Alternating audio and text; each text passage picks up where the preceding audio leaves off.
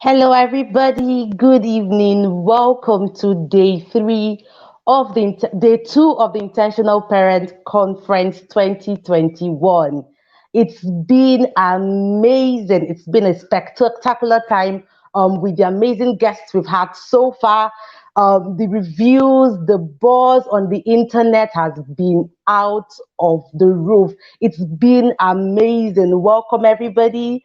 I hope you're joining. Please share this broadcast, share to your friends. Like Coach Wendy would say, one of the ways you would pay the Intentional Parent Academy for this amazing conference we've put together is to invite your friends. Let's get the internet buzzing with hashtag Be Intentional Parent Conference 2021. So before we have our guest, Coach Fina Chichi, on the screen, we're going to play a video of the testimonial from the Inner Circle program. So please sit back, relax, invite your friends, tell everybody the session for this evening has started as we have the testimonial go up in a bit.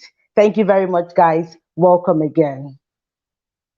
Hello, my name is Mrs. Basi Onwanako, CEO Lindem Entertainment, an educational games cafe where children learn through the arts of play.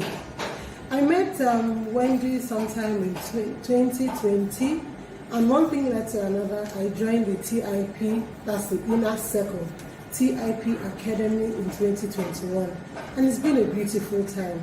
You're exposed to like minds, you're exposed to people who are on the same parenting journey with you and are ready to learn, exposed to a lot of webinars that empower you, and of course the books that we read. Oh my, I'm a lover of books, so that's a fun part for me in the TIP circle.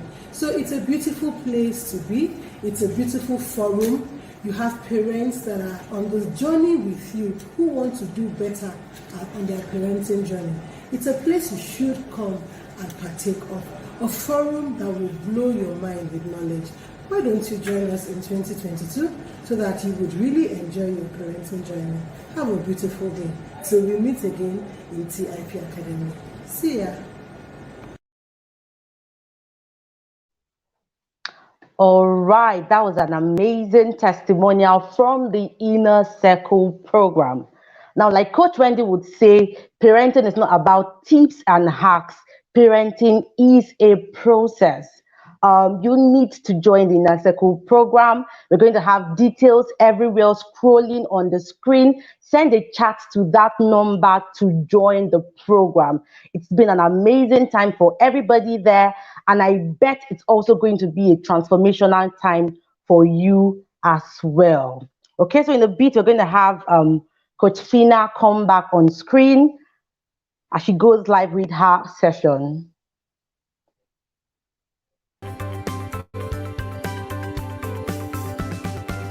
Fina Chichi is a passionate parenting teens educator and consultant and a teens personal development coach who has worked with parents of teens and teens for over 15 years. She runs an organization called Parenting Teens Solutions Limited, which is dedicated to educating, empowering, encouraging, and equipping parents with the right tools to help themselves and their teens as they navigate through the changes and challenges of the adolescent journey. It is a mission to help support, disrupt wrong parenting habits and norms, and transform the lives of families through serving both parents of teens and their teens. Ladies and gentlemen, please make welcome to the 2021 Intentional Parents Conference, Fina Chichi. Hi, Coach Fina. Good evening. That was an amazing profile. Welcome to the conference. Thank you so much. Thank you so much. How are you doing today? I'm very well, thank you, Precious. I'm very well, thank you. We're really elated to have you because we know that you're going to bring it hot, hot, hot. It's been amazing from the speakers we had yesterday. Like the whole internet has been buzzing, and we know that you're going to sustain the fire. You have the floor, ma'am. Thank you so much. Thank you so much. I'm excited. So let's roll. Awesome. How is everybody doing? So you know what? I'm excited. I've been watching the conference and I've been excited. Last year I joined as well. I watched it and it's been amazing. So to be here on day 2, speaking to you about parenting teens on purpose, it's a privilege, and I'm really honored about that. I really am honored about it. So I think let's get going. Yeah, let's get going. Awesome. Okay, so I'm going to talk today about parenting teens on purpose, and this is parenting teens. When you, I mean, first of all, let me even just talk about the theme of the conference. I mean, that's the first thing that caught my mind when I saw the conference details. Parenting today for tomorrow. It says it all. You're parenting today's children for tomorrow's world. So you're not parenting today with a mission of what happened 10 years ago, 100 years ago. You're parenting today for tomorrow. You're preparing your children for tomorrow. And that's very, very important. And parenting teens on purpose comes line in line with that. What is the purpose of your parenting? I heard Precious say that parenting, Coach Wendy says that parenting is a process, and it is. I also extend it to say it's a relationship. How are you parenting your children on purpose? Or the question is, are you parenting on purpose? Let's kind of, what I'm going to do in this chat is that I'm going to talk about why we should actually parent on purpose. I'm going to talk about what it takes to parent on purpose. And then I'm going to share, strategies on how to actually parent on purpose. And when we share the hows and the why and the what, I will also share with you some obstacles as well. Obstacles that get in the way. First of all, why do we parent on purpose? Your child has a purpose. I know I'm talking about teens, but I also want you as a parent of a younger child to think about your child in that same way. Your child has a purpose. When God sees your child, He doesn't just see the name of your child, this gender of your child. He sees His purpose. And I'm going to go a little bit biblical here in my starts. You see, when God told Jeremiah, before you were formed in your mother's womb, I set you apart. Let's start with that first of all. He had a purpose for Jeremiah. He has a purpose for you before He even designed your being. That's the same with your child. That's the same with your teenager. He already has a purpose for your child before He actually formed them in our wombs. So the purpose of your child is there. The purpose, your child's purpose was already decided before they were even created, before they were even formed in your womb. So because your child has a purpose, we have to parent them on purpose so that we can help guide them to their purpose. If we don't parent on purpose, guess what happens? We unintentionally or unconsciously direct them away from their purpose. But, God is awesome. He has a way of bringing it all back. But as intentional parents, we've got to start from the scratch. We've got to start from now. Parent them on purpose. So that was one reason why we parent on purpose. Another reason is the world as we see it today. Can you see all the changes that are going on in the world today? So many changes. The internet, technology, morals, values, systems, so many things are changing. That if we don't parent on purpose, we have a high chance of losing our children. Losing our children to the world and to other things that go on there. Another reason, the voices out there that our children have to contend with is so much.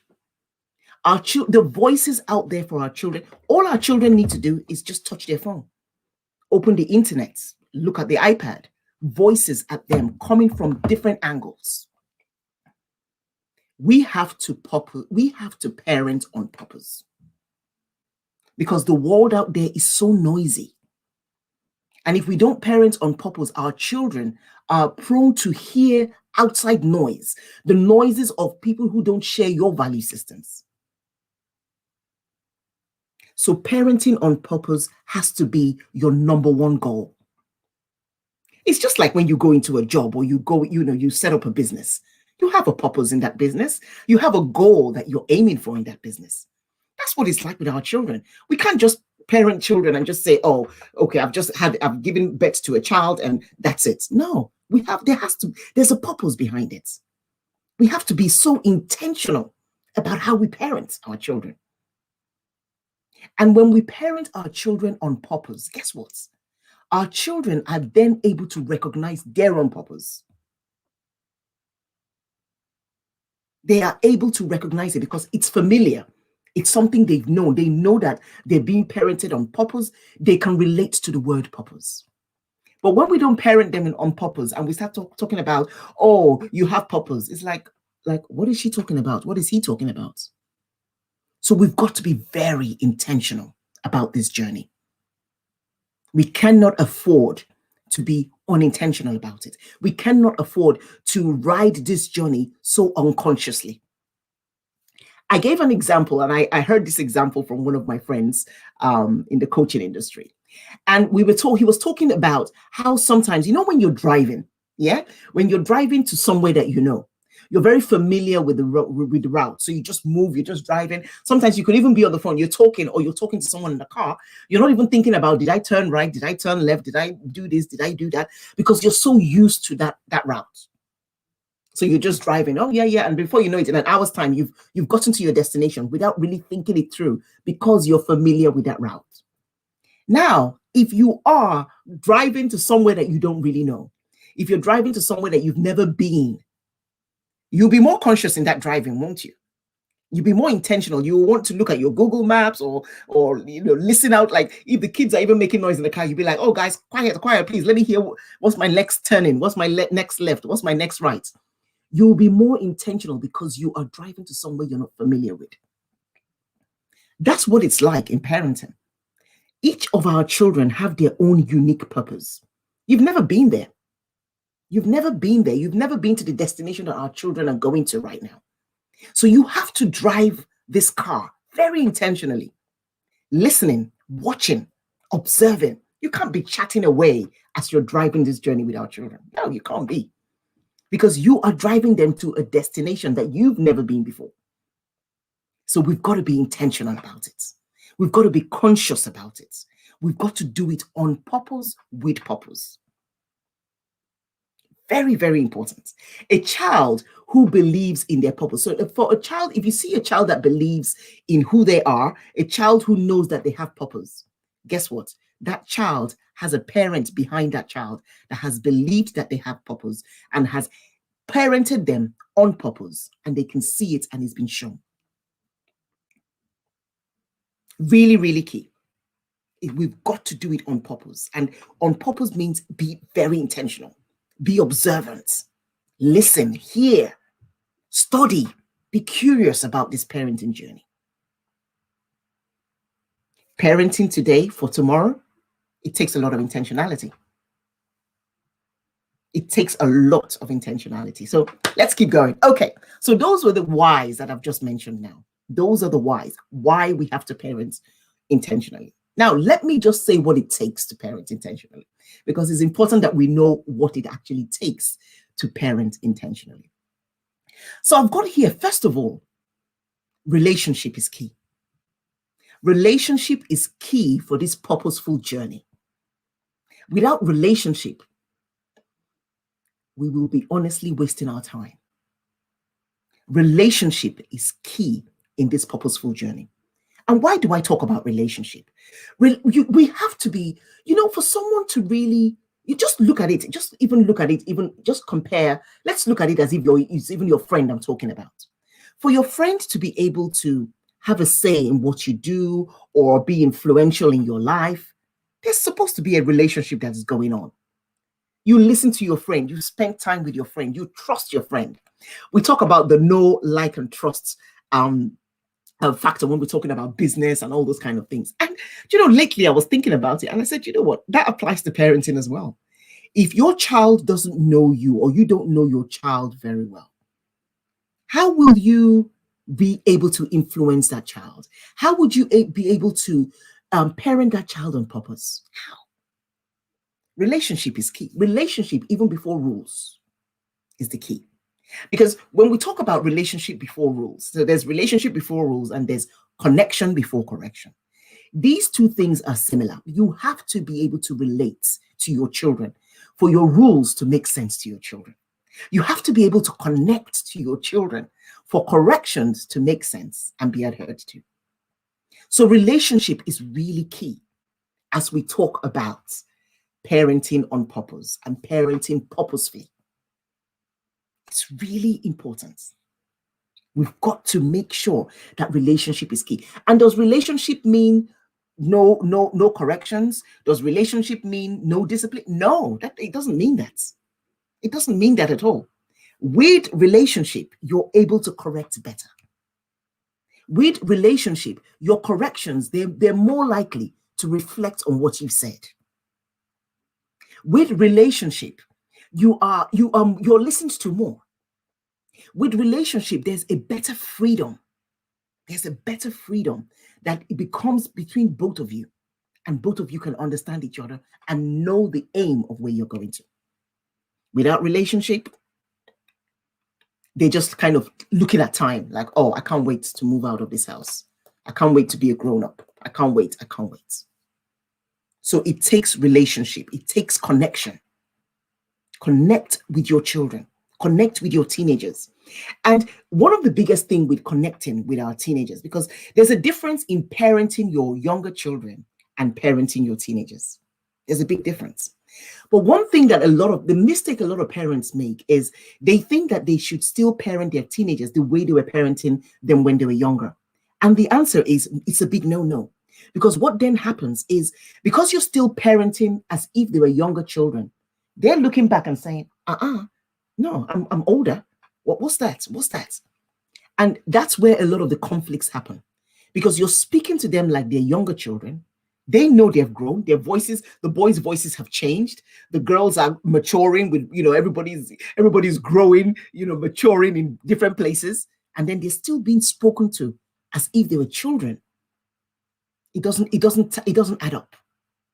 And because it doesn't add up, these arguments or conflicts or disagreements or disobedience tends to happen more. So relationship before rules, connection before correction. Okay, those are the kind of things it takes. Now, again, even when you're talking about, okay, how influential can I be to my child or to my teenager? Many parents give up. Many parents say, oh, teenagers are watching social media. Teenagers are more into TikTok and they're not really paying attention. We don't have that influence anymore. But I want to tell you, parents, that you still have a massive influence over your children. But it's the way that you come across that is key. The way you come across in this purposeful journey, our words matter. I can go on about words for the whole night. In this journey of purposeful parenting purposeful teens, parenting on purpose, your words is the game. Your words are they're the game changers. What you say, how you say it, your reactions, those are the game changers. We can't tell our teens, oh, you have purpose, and then you're speaking to them like they're nothing, or you don't pay attention when they talk to you. You kind of dismiss them. It comes for them to believe that they have purpose, for them to believe that they're purposeful, for them to believe that there's something beyond what the everyday thing for them. They have to hear it from your words, parents. Our words matter. And when I talk about our words, that our words matter, you see, parents, we have the right words when we are advising our children. We have the right things that we want our children to know about. We know the values we want our children to know. But guess what happens? A lot of the disparity happens during correction, when we're trying to correct our teenagers. And we're going to talk more about those, because I look at those as obstacles. There's some things that we do that are obstacles to this purposeful parenting journey.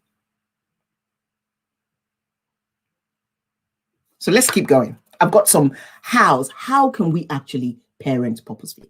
And one of the first things that I would say, parents, teenagers today, it's a whole different ballgame. We have to think about the generation gap.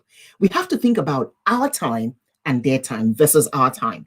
Okay, let me give you some examples that I kind of wrote down. I said this. I said we have to think about how we were brought up. And when I talk about how we were brought up, I'm not saying here, I'm not disqualifying what our parents did. No way. I'm not even judging what our parents did. I'm not criticizing what our parents did. What I'm trying for us to do is that we need to see the gap and be able to bridge that gap. If we don't bridge that gap, we will be speaking a different language to our teenagers, a language that our teenagers cannot understand. So what are the things? I wrote down at least 3 or 4 things here. First of all, parents, we understood instructions. When we were growing up, it was about instructions. You were instructed to do something, you did it. We understood instructions. Teenagers today understand dialogue. So we understood instructions. Teenagers today understand dialogue. And when we talk about dialogue, we're not saying that we're not instructing our teens today. No. But in the way you instruct them, it has to be like in a dialogue kind of conversation for them to get what you say. If you're commanding them, go and do this, do this. If you don't do this, if you're commanding, they don't get it. So you have to bridge that generation gap. We understood instructions. We were instructed to do something, we did it right away. That's the language we understood. Today, they understand dialogue. Talk to them, dialogue with them. Let there be a conversation going on. That's what they understand. Number 2, we understood immediate obedience. So immediately you were told something, you did it right away. There was no questions. You just did it right away. They, on the other hand, they understand more being free to negotiate. And negotiation doesn't mean they're not going to do what you said, but they're going to look at it as, okay, you know what? I know you wanted me to do something, but can I do it after I've played this game? Can I do it after I've done something? Can I do it after? So they are freer to negotiate. And a lot of times when we put on our old hats, as in the hat when we were growing up, we'll think, how dare you tell me you're doing it after you've played again? I said, do it now. Today's teenagers want to negotiate. And we have to be open for that negotiation. If we want to parent on purpose, we have to be open for that negotiation. As long as they're not escaping the duty that we've told them to do, but be open to that negotiation. I tell you something about negotiation as well. When our teenagers are used to negotiating, guess what it does to them? I'll tell you another side how it helps them in another side. You know, when they have their friends who want them to do stuff, they're not prone to immediately obey what their friends want them to do. They have a time to pause. They have a time to negotiate times. They say, I'm not in the mood to do this. Oh, no, not now. Because they're not used to doing things immediately when somebody tells them to do things. So you might think that as parents, because we didn't do it when we were growing up, that it shows disrespect. It doesn't. It gives them that time to think. It gives them that time to reflect. It gives them that moment to pause. And we want our teenagers, when they're out there, because we're not going to be with them 24/7, we want them to be able to learn how to pause when time calls for them to pause. Do you see the correlation?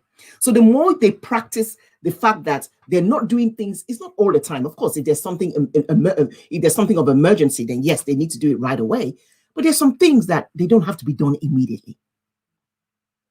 And we have to learn how to embrace that.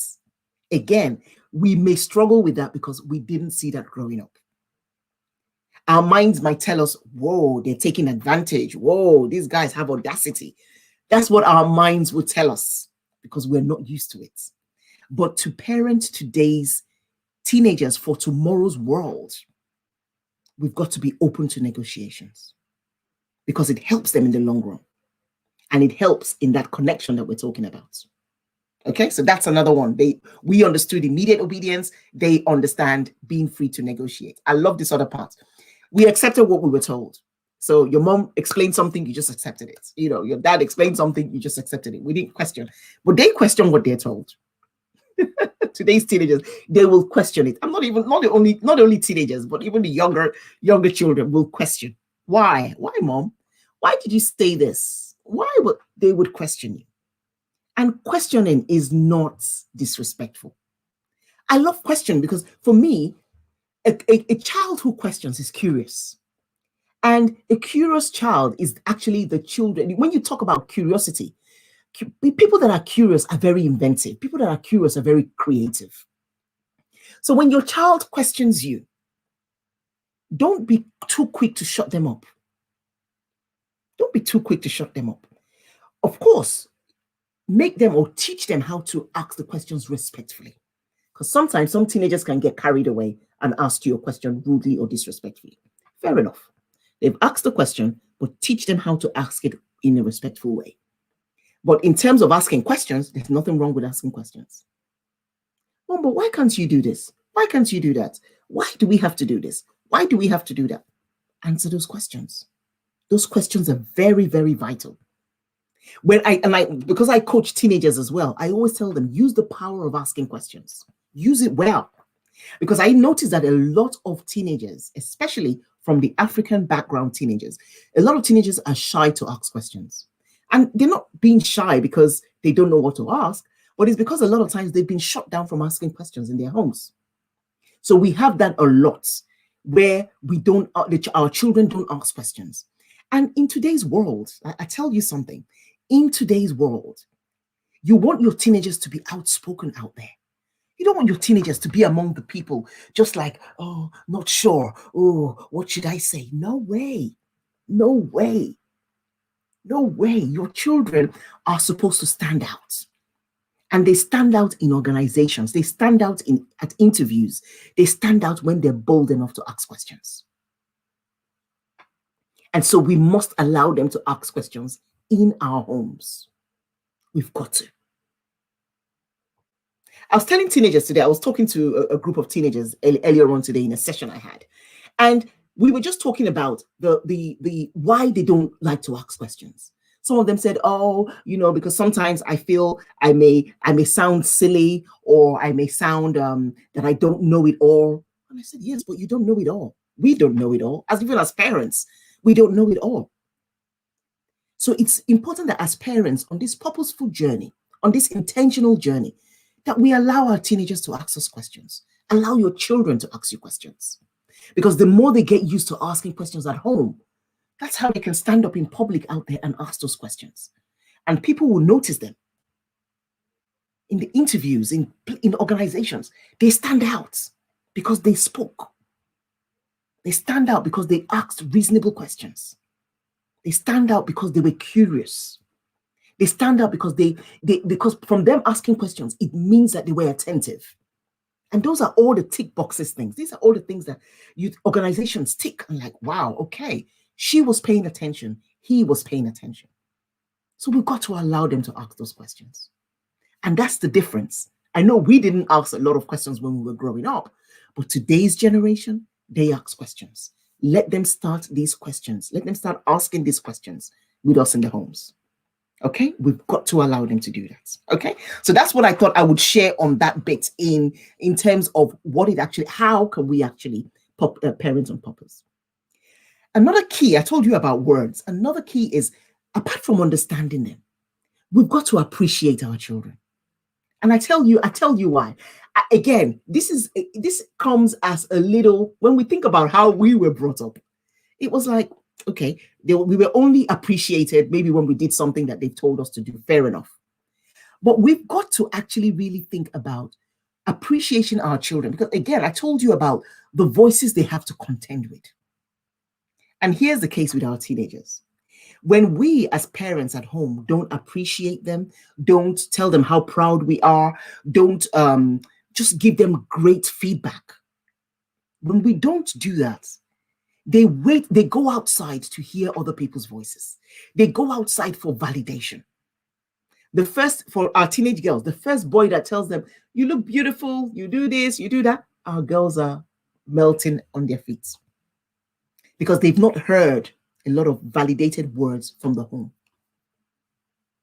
Let's start at home. Men, dads, start at home to validate your children. Start at home to appreciate them. Start at home to show them that you love them, so that their eyes, and they don't fall very easily for those little boys who would then say, "You are so sweet. You're the only button on my shirt." I don't think they say those kind of words anymore, but you know what I mean. You know what I mean. So it's really very, very, very vital that in our homes, this journey, this parenting purposeful teens, it comes with understanding them. It comes with listening to them. It comes with validating them. And I'm going to add a little bit to this validation, where when your teenager comes to you with an opinion, oh, I thought this would, just when they come to you with an opinion, even if you don't agree with their opinion, guess what? Even if you don't agree to that opinion, validate that comment first. I hear what you said. I hear you. Tell me more. Okay, I'm listening. I'm curious. I want to know more.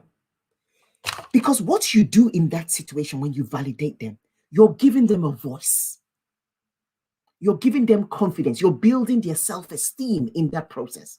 When you heard them, not telling them, "Oh, get away. What do you know? What do you mean? Oh, please. Oh, I'm older than you. Oh, this is our things that we did." When you're very dismissive, your teenagers, guess what they do? They zip their mouths up. When we're dismissive, they zip it up. They zip it up. So they're not going to come to you when they think of something. They're not going to come to you when they're worried about something. They will go to outsiders. Again, what have I said about outsiders? Sometimes, a lot of the times, these outsiders may not share your value system. So you've got to be very, very purposeful in the way you speak to your children, in the way you listen to them, in the way you understand them. Okay, so understanding, listening to them, speaking to them, very, very big key. Another thing you've got to do in terms of that connection is you've got to establish time that you spend with your teenagers. And I tell this especially to parents who have more than one teenager. It's important that you spend time with each of the teenagers. And I talk about quality over quantity. It's not about spending a whole day with your children. Now, it's not realistic. If it can be helped, fine. But if it cannot be helped, it's not the end of the world. But it's the quality of the time you spend with them. Dedicate some time to spending with each of your children. Dedicate some time to spending with each of your children. Very vital. Because that time you spend with them creates memories. That time you spend with them creates connection. Spend some time. Are you cooking with them? Are you shopping with them? What are you doing on a consistent basis with your children? Even if it's once a week, twice a week, what are you doing consistently? Very important. Also, family meetings. I talk about family meetings a lot because they are times where we have the opportunity, and our children also have the opportunity to speak out. What are the rules that we have at home? Do they need changing? We talk about these in the family meetings. How are they doing in school? What are the changes they're going through? How are their friends? There's these topics, and family meetings are not places for corrections. Please, let's leave corrections out of those family meetings, because when we mix corrections and telling off in the family meetings, our children don't look forward to it, especially teenagers. Because you see, as teenagers are getting older, they're thinking, do I still need this? So we've got to change up the family time as they get older. It's not going to be the same as it was when they were younger children. We've got to change it up. Okay? Got to change it up. Leave corrections for another time.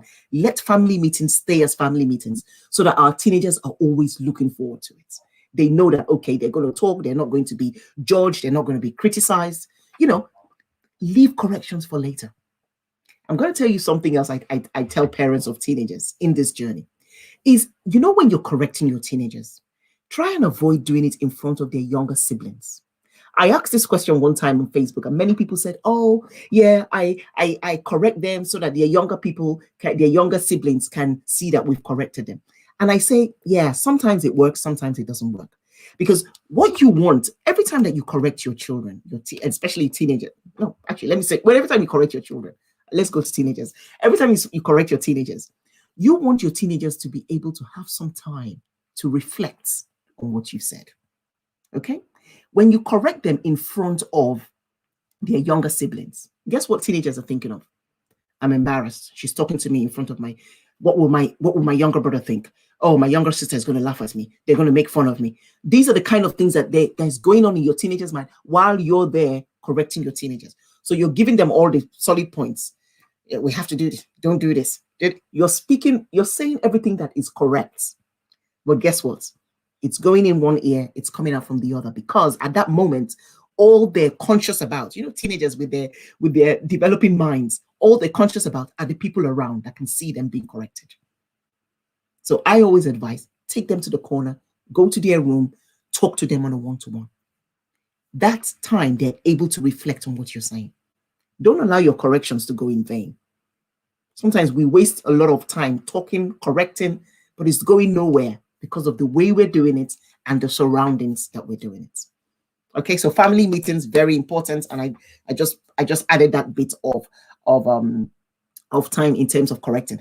I would say respect their time, and I use that as an example where I said, you know what? Whenever you want your teenagers to do something, it's not all about go do that immediately.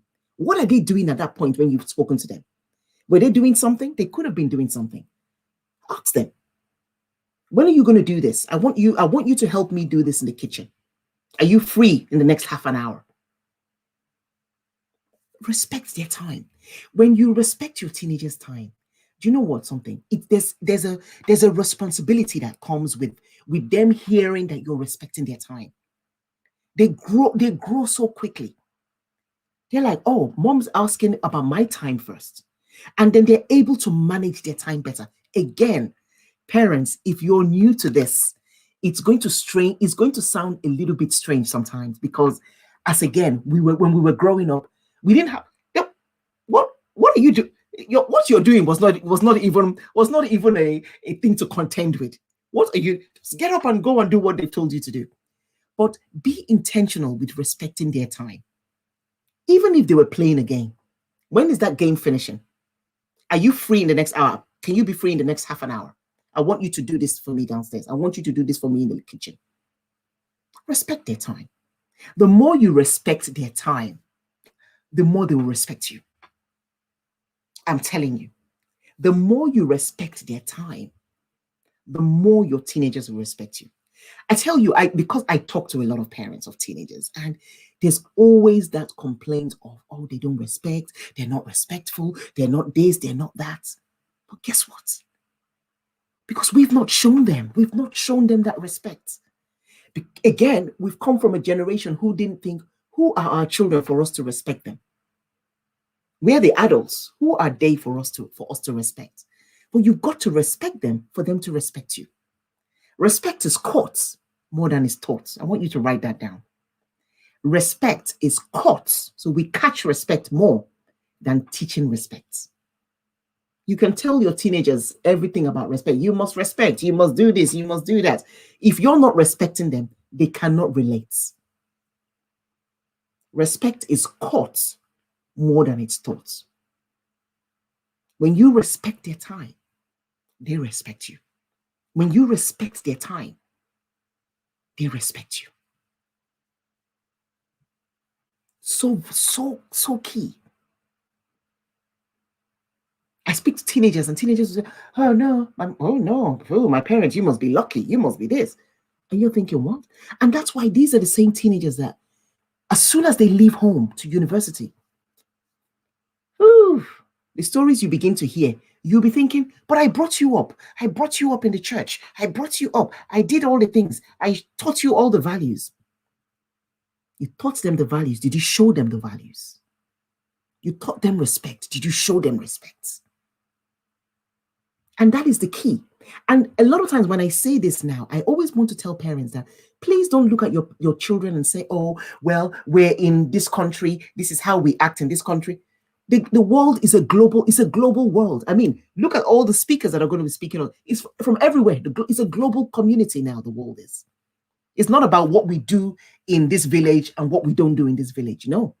Your children are not tied to that. Your children are global thinkers.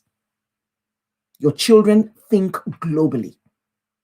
No matter where they're living right now, they think globally. They connect with young people all over the world. They can understand the language of young people. This generation is a different generation. And for us to parent today's children, we have to think globally, because they are competing with other children around the globe. If you want your child to be one of those teenagers, one of those children that stands out, you have to embrace parenting them in a purposeful way. Very, very important. Okay. I've also said there's something about, I know a lot of us drive automatic cars now, but in terms of, you know how you're driving a manual car and you have to shift gears? There's a lot of shifting in parenting teens. You've got to shift gears in parenting teens. Parenting these purposeful teens, you've got to shift gears. You can't do the same things that you were doing before. You can't speak the same way you were speaking before. You've got to start asking questions, start dialoguing with them. There's so many things that has to happen. I talk about, rather than managing your children, because before, as they were younger, you said what clothes they will wear. You said, now as teenagers, you're being more of a coach to a teenager. As a parent of a teenager, you're doing more coaching. You're doing more coaching, because it's not about, oh, you must do this. You have to show.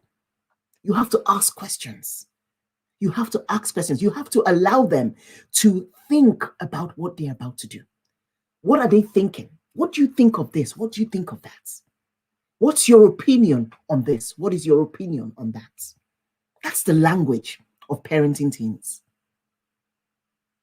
It's not about, oh, I told you must do this, you must do that. Nah, that's long gone. That is long gone. You're bringing up global citizens. You're bringing up children who you want to think on purpose, who you want to think purposefully. That's what you're doing. Does your child have purpose? Yes, your child has purpose.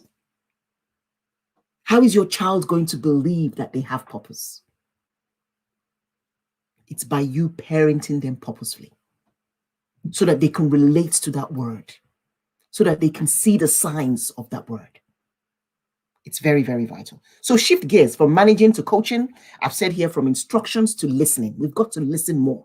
We've got to be big time listeners. We've got to be big time listeners. If we don't listen to our children, they will go and talk to other people. And as I said, the world, before, when we were growing up, you had to go out to school or go to church or go to a neighbor's house for you to go outside. Here, all they just need to do is touch their phone. They're out in the world. They can be in India, they can be in America, they can be in the UK. Oh, just touch their phone. So our listening gear has to change levels. Has to change levels. Now, let me quickly, because I'm conscious of time, let me quickly talk about some obstacles to this purposeful parenting, this parenting, purposeful teens. Let's look at some obstacles to it. And I know we hear these obstacles every day, but a lot of times parents still say, oh, but I can't do without shouting. I yell so much. Think about your purpose in this journey. And tell me what yelling has done so far for you. What has yelling done so far for you? It may get you immediate results, but are you talking of immediate results, or are you looking for tomorrow? Remember the theme for today, for this conference, parenting today for tomorrow. Are you yelling for today, or are you yelling for tomorrow? Is your yelling going to do anything for your children in tomorrow's world? So let's not think about the immediate stuff that happens because I've shouted, I've yelled, they've done what I've said. That's not it. You have to think long term. Is that going to help them in tomorrow's world? When we yell at them because we want them to get something, what we're showing them is that they need to yell to get stuff. And they go into an organization and they yell their way, and you think they will be sustained in that job, or you think they will succeed in life by yelling at people? Nah. Remember, relationship before rules. Remember, relationship. And that's what we want our children to see from us. Relationships. It's not about yelling to get stuff done. It's about communicating, speaking, watching our vocabularies, watching the way we react, our emotional intelligence. How are we reacting? How are we regulating our emotions? That's key. You know, you can tell parents, oh, parents, teach your children emotional intelligence. But a lot of times parents themselves are not emotionally intelligent. So how can you not be emotionally intelligent and then teach your children emotional intelligence? You can't give what you don't have. You can't give what you don't have. So we've got to practice it ourselves. This journey that we're talking about, there's a lot of work we need to do. There's a lot of reconciliation that we need to do. There's a lot of bridging the gap that we need to do. And again, remember what I said. It's not about condemning how you were brought up. No, how you were brought up was good for that time. Today is a different world. It's a different world. Get our children to be thinkers. So you've got to think as well. Get your children to regulate their emotions. You've got to regulate your emotions as well. So yelling, criticizing them. I talk about this a lot. When we criticize our children, that's an obstacle to this purposeful parenting. We say, okay, when I tell parents don't criticize, they say, but constructive criticism. I said, but you don't even know how to constructively criticize. So you could say the term, oh, but I'm criticizing them constructively, but you're not doing it. If you look at a correction that a typical parent makes, it's what they did, what the children did wrong, criticize, criticize, criticize. Go and do the dishes. You're always not doing the dishes. You never do the dishes. How many times do I need to tell you about doing the dishes? Boom, boom, boom. If you look at that sentence, go back and reflect on some of your sentences. You would find out that there was no correction. You just instructed them, go and do the dishes. The other things was about, they don't do this. You always don't do this. You always don't do that. You're criticizing them for not reading a lot. You never read. You're always doing this. You're always distracted. You never do. They do read sometimes. They may not read as long as you read. Doesn't mean that they don't read. So for you to encourage your teenager to be motivated, for you to encourage your teenager to be able to go and do things without being told to do things, it's an encouragement game, parents. Encouragement has to be your second language in this journey. You've got to encourage them. And it comes with patience, because a lot of times, because we've not done it in the right way before, it's going to take them getting used to us doing this the right way. They want to see that you're consistent. You could start a new thing and you would think, oh, they should flow with you. Sometimes they may not. So this yelling habits that we have as parents, we need to nip it in the bud, because it's not going our way. It's not fruitful, it's damaging, and it just continues generation to generation. They would then raise their own children yelling at them, and the cycle just continues. So yelling, criticizing, comparing. Comparing our children to other children is a big no-no. It's an obstacle to parenting purposeful teens. It's a big obstacle. Comparing. And a lot of times parents have the right intention. Parents say, I'm trying to encourage them to study, or I'm trying to encourage them to do better. So I compare them with somebody who is doing better. And I say, you know what? Let's shift gears in that. Let me show you what to do. So let's say, for example, your teenager. Let's give an example. John is your teenager, and Jane is your teenager's sister. And Jane studies more than John. Rather than telling John, can you not study? Can't you see how Jane is studying? Can't you see how Jane always picks her book? Can't you see how Jane is always coming first? Can't you see? You're trying to motivate John, but you're using Jane as a comparison to motivate John. Now, John is not seeing any motivation in what you're saying. All John is seeing is being criticized, being compared to. So here's a twist.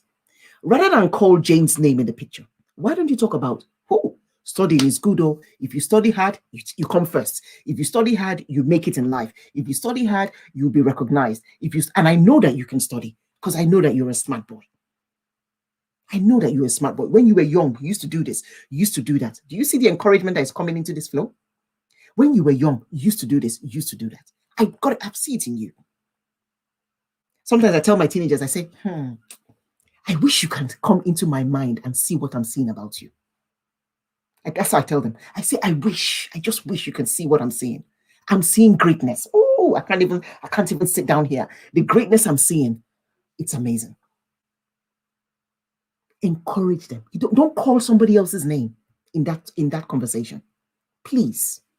Whether it's their sister, whether it's their brother, whether it's their uncle, whether it's their mom or their dad, please don't call somebody's name when you're trying to motivate your child to do something different. And I'm going to wrap up here because I'm looking at the time and I know we have some time for questions. So that's what I want. I want us to be able to, let's make the decision to overcome these obstacles.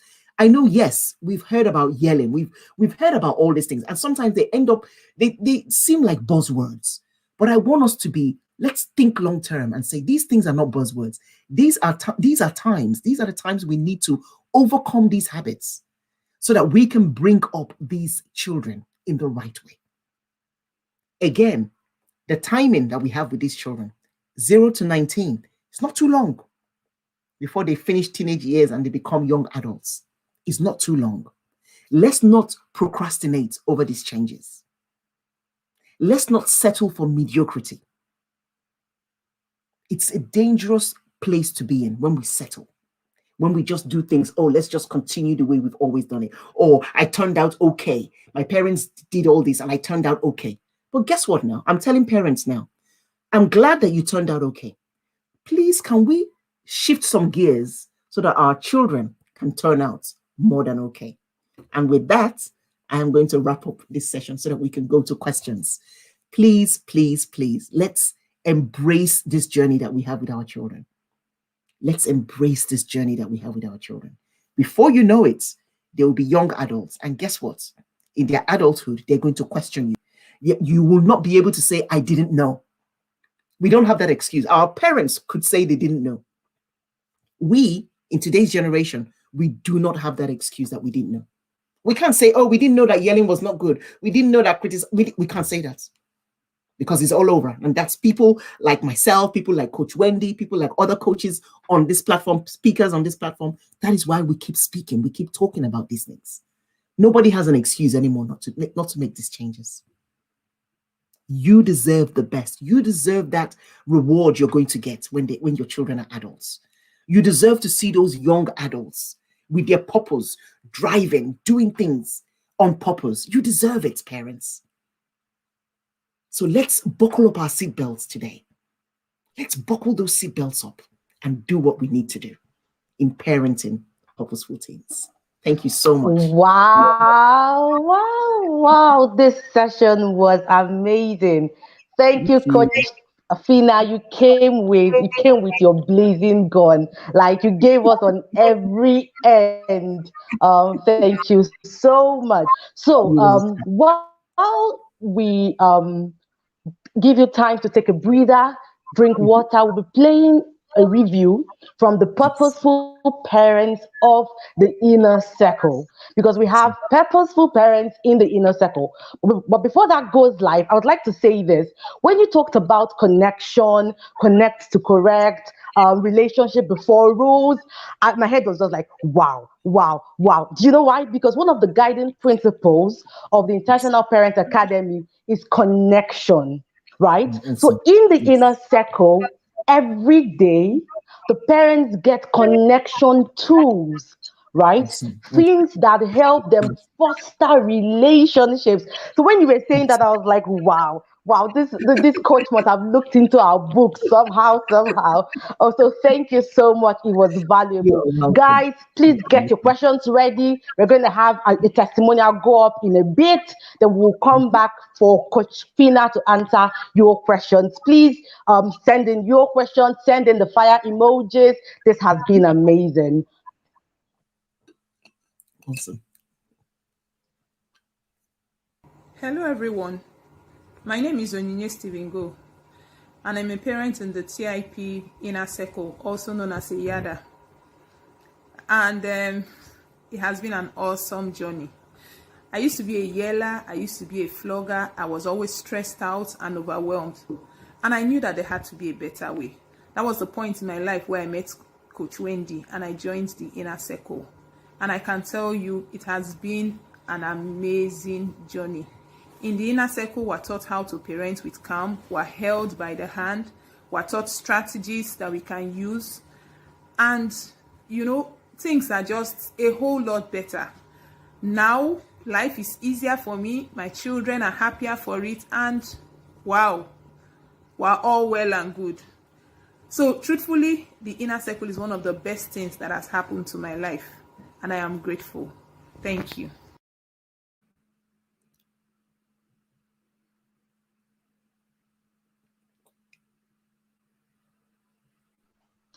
Amazing. Thank you so much, Coach Fina, again. Thank you for giving us value. This session was, I can't even say everything I learned.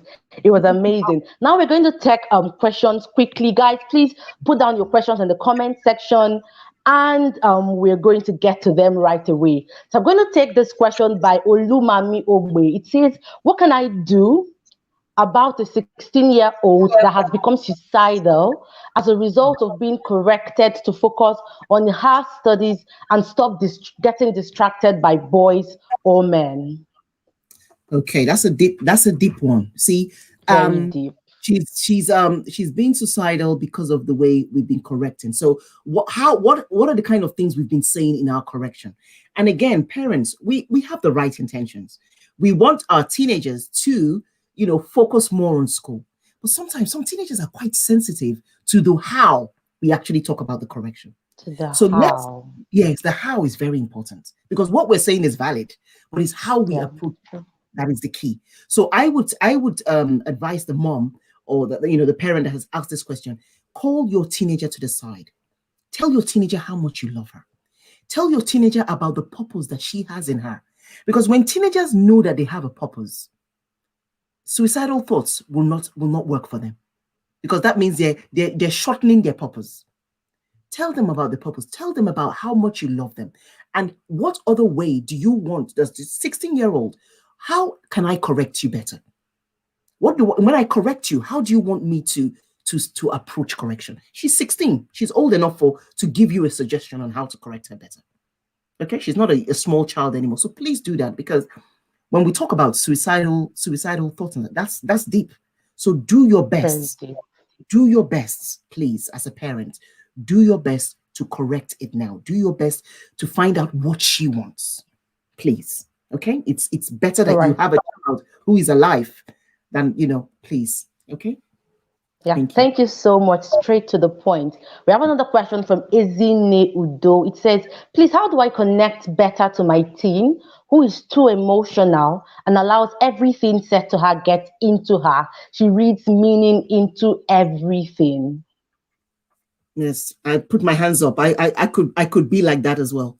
And that's, you have to understand your teenager. No, it's true. Yeah. Some people, you can tell them, go and sit down, and they'll be like, okay, I'm going to sit down. Some people, you can tell them, go and sit down. They will feel so like offended, like, oh, what did I do? And they will take it to heart. People are like that. And it's important for you to appreciate your teenager. If she's too emotional, that's not a bad thing. That's actually not a bad thing. It's how we navigate around it. So we've got to speak to her then. Speak to her in that language. Speak to her in the language that she has to go. Okay? So please, All right, thank you. So someone is asking, how can I get my teenager to participate in your teenage session? You mentioned it while you were speaking, ma'am. Yes, I have sessions that I run, like group sessions that I run every now. So let them connect with me on Parenting Teen Solutions, and then we can talk more on that. Yeah, Parenting So is that your Teen Instagram Solutions. handle? It is, yes, my Parenting Teen Solutions handle, yes. Okay, please connect with her on Parenting Teen Solutions. We have Becky. Becky's asking, how can I help my teen get an identity? I need her to know who she is. I love this question. Yes, it's a beautiful question. And it's your everyday words to her. It's your everyday Everyday words. words to Your her. everyday words to her. It's not a conversation you have separately. It's in the everyday Mm-hmm. things. Even when you're telling them, go and get your food. Even when you're telling them, go and do the plates in the sink. It's the way you speak to them that makes them recognize who they are. Remember, I talked about respecting their time. The things, those little Yes, things ma'am. that we do, those little things that we do are the things that make them believe that they're somebody. It makes them believe that they have purpose. So again, these things that we've shared in the session, please watch the video again and pick out the things that you need to do differently for your teenager. And as you do them, they start to recognize it. As you do them, they start to understand that, okay, you know what? I'm somebody. I'm somebody. My mom is treating me like Yeah. someone. My dad is treating me like somebody. Okay, so please, it's in the actions more than the words. All right. Thank you so much, Coach Fina. The last question. We have someone asking, you talked about respecting their time. How do you manage situations where their time is never ending? They just keep doing what they're doing around that. This is our last question. So we release our coach to go, please. Okay, no, that's a very, very great question. And a lot of times teenagers will push buttons so that it's okay. If you're asking them, also, what time are you going to finish? They can tell you, oh, mom, I mean, finish in 3 hours. Of course, that's too much. So we have to guide them, because again, in this stuff, when we talk about respecting their time, we're teaching them time management. Okay. Yeah. So instead of even saying, when are you going to be ready? Especially they now give you things like 3 hours, 2 hours. You say, no. Okay, please, half an hour. If you just finish what you're doing, wrap what you're doing in half an hour.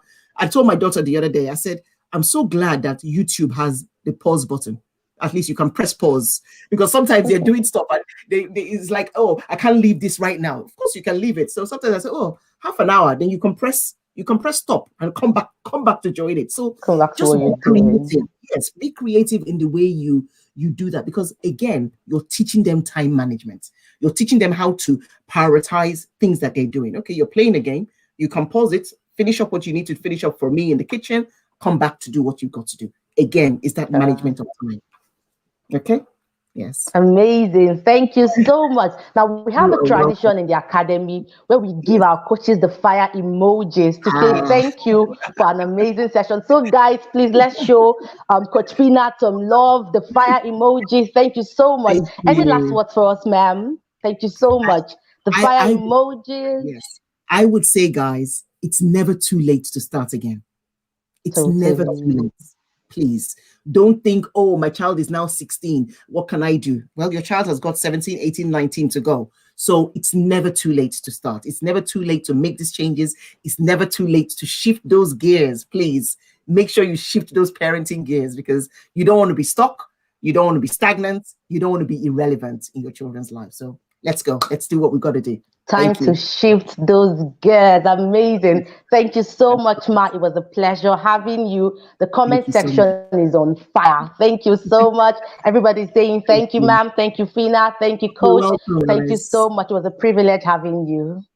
Thank you so much. Thank you. All right. Thank you so much, guys, for joining us. We are going live for the next session immediately. So thank you so much for joining. The link to the next session will be shared to the Telegram group, the WhatsApp group, our Facebook group, Instagram handle, everywhere. Please leave the session right about now and come back again for the next session with Uncle Ope. He's going to be sharing how you can raise a 21st century compliant child. Coach Wendy, over to you, ma. Hello, everyone. My name is Onyinye Stephen Go, and I'm a parent in the TIP Inner Circle, also known as a Yada. Hi, Coach. And it has been an awesome journey. I used to be a yeller, I used to be a flogger, I was always stressed out and overwhelmed. And I knew that there had to be a better way. That was the point in my life where I met Coach Wendy and I joined the Inner Circle. And I can tell you, it has been an amazing journey. In the Inner Circle, we're taught how to parent with calm, we're held by the hand, we're taught strategies that we can use. And, you know, things are just a whole lot better. Now, life is easier for me, my children are happier for it, and wow, we're all well and good. So truthfully, the Inner Circle is one of the best things that has happened to my life, and I am grateful. Thank you.